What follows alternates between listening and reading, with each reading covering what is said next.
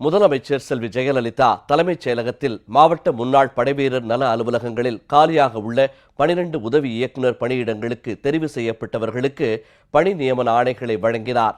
முன்னாள் படைவீரர்கள் மற்றும் அவர் தம் குடும்பங்களை பேணி காப்பதில் தமிழ்நாடு ஒரு முன்னோடி மாநிலமாக திகழ்கிறது. போரில் உயிரிழந்த படைவீரர்களின் வாரிசுதாரர்களுக்கு உயர்த்தப்பட்ட கருணைத் தொகை, அவர்களின் மகள் திருமணத்திற்கு உயர்த்தப்பட்ட திருமண மானியம், குடும்பத்தினருக்கு கருணை அடிப்படையிலான பணி நியமனம், கோவில் பாதுகாப்பு படையில் பணிபுரியும் முன்னாள் படை வீரர்களுக்கு உயர்த்தப்பட்ட தொகுப்பூதியம் போன்ற பல்வேறு நலத்திட்டங்களை முதலமைச்சர் செல்வி ஜெயலலிதா தலைமையிலான அரசு சிறப்பான முறையில் செயல்படுத்தி வருகிறது. முன்னாள் படைவீரர்களின் அனைத்து நலத்திட்ட பணிகளும் 29 மாவட்ட முன்னாள் படைவீரர் நல அலுவலகங்கள் மூலம் செயல்படுத்தப்படுகின்றன.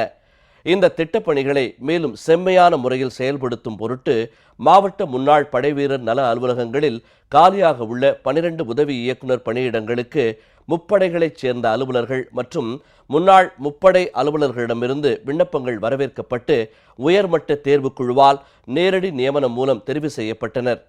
தேர்வு செய்யப்பட்ட 12 உதவி இயக்குநர்களுக்கு பணி நியமன ஆணைகளை வழங்கும் அடையாளமாக 7 உதவி இயக்குநர்களுக்கு முதலமைச்சர் செல்வி ஜெயலலிதா பணி நியமன ஆணைகளை நேற்று முன்தினம் வழங்கினார்.